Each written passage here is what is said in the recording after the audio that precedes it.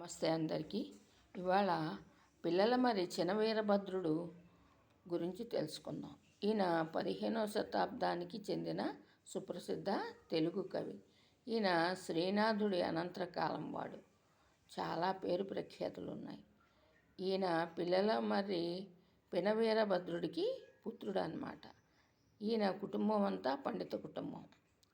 ఈయన మంచి కావ్యాలు రాశారు.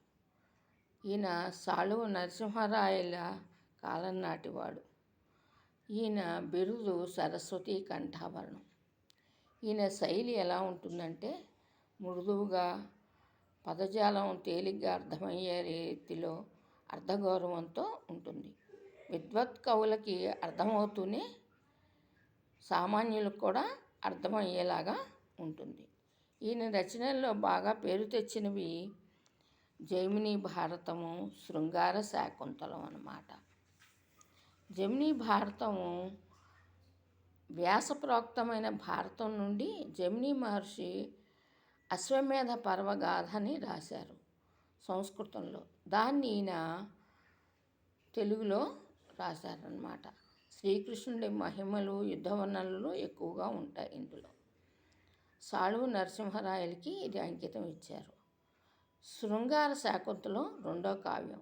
కాళిదాసు రాసిన అభిజ్ఞాన శాకుంతల నాటకాన్ని ఈయన సంస్కృతం నుండి తెలుగులోకి ప్రబంధ రీతిలో రాశారు. ఈయన శృంగార రసానికి ప్రాధాన్యత ఇస్తూనే కథాగమనాన్ని బాగా నడిపించారు. చారిత్రక ప్రాధాన్యత ఈయన సాళువ నరసింహరాయల ఆస్థానంలో ఉండేవారన్నమాట. కథా వస్తువు కురుక్షేత్ర యుద్ధం తర్వాత ధర్మరాజు అశ్వమేధ యాగం చేస్తాడు. అది కథ ఇతివృత్తం.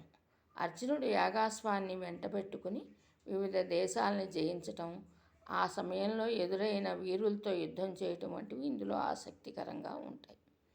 ప్రసిద్ధ ఘట్టాలుగా చెప్పుకోవాలంటే కుశలవులతో యుద్ధం, ప్రమీల అర్జునుల ప్రేమ, వారి మధ్య జరిగిన యుద్ధం, సుధన్వుడి కథ, చంద్రహాసుడి చరిత్ర వంటి ఘట్టాలు మనకి చిన్న చిన్న కథలుగా ఇందులో ఉపకథల్లాగా వస్తాయి. ఇందులో ముఖ్యంగా భక్తి వీరరసాల కలబోతగా ఉంటుంది ఈ కావ్యం. శ్రీకృష్ణుడి స్తుతి భక్తి పాటల రూపంలో భక్తిభావంతో ఉంటుంది జైమిని భారతంలో. శ్రీకృష్ణుని వర్ణించే క్రమంలో పద్యాలలో చాలా పేరు పొందింది. కమలాక్షి నర్చించు కరములు కరములు, శ్రీనాథు వర్ణించు జిహ్వ జిహ్వ అంటాడు. కమలాల్లాంటి కన్నులున్న శ్రీకృష్ణుని పూజించే చేతులే చేతులు, శ్రీమన్నారాయణని కీర్తించే నాలుకే నాలుక అంటాడు. అంత భక్తిని ఈయన చూపిస్తాడు ఈ కావ్యంలో.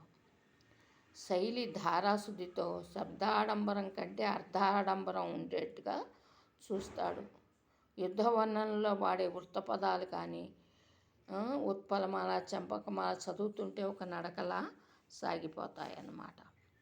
కృష్ణ భక్తి ప్రధానంగా ఇందులో ఉంటుంది.